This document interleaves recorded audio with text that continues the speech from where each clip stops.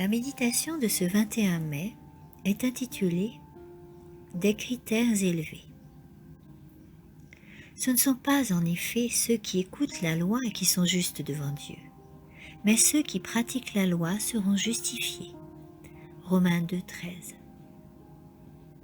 La vie de nombreuses personnes dont les noms sont pourtant inscrits dans les registres de l'Église n'a pas été réellement transformée. Celui qui veut former un caractère fort et bien équilibré doit s'abandonner totalement entre les mains du Christ et se dévouer pour lui, car le Rédempteur n'acceptera jamais un service partagé. Il apprendra, jour après jour, ce que veut dire renoncer à soi-même. Il étudiera les Saintes Écritures et pénétrera le sens de celles-ci, obéira à ses préceptes.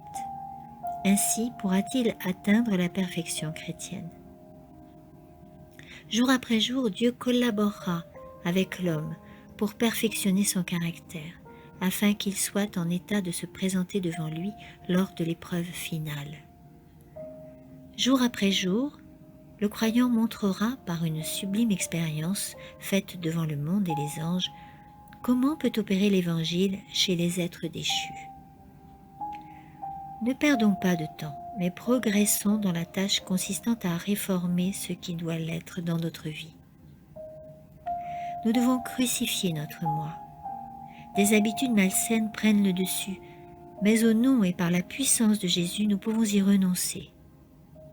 Une promesse est faite à ceux qui veillent sur leur cœur chaque jour. Ni la mort, ni la vie, ni les anges, ni les dominations, ni le présent, ni l'avenir, ni les puissances, ni les êtres d'en haut, ni ceux d'en bas, ni aucune autre créature ne pourra nous séparer de l'amour de Dieu en Jésus-Christ notre Seigneur. Romains 8, 38 à 39. Et ceux qu'il a prédestinés, il les a aussi appelés, et ceux qu'il a appelés, il les a aussi justifiés, et ceux qu'il a justifiés, il les a aussi glorifiés. Verset 30. Si grande que soit la honte et la dégradation dans lesquelles le péché nous a plongés, plus grandes encore seront les honneurs et l'élévation que nous réserve l'amour rédempteur.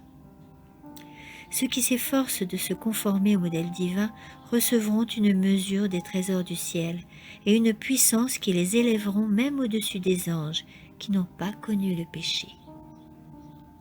Amen.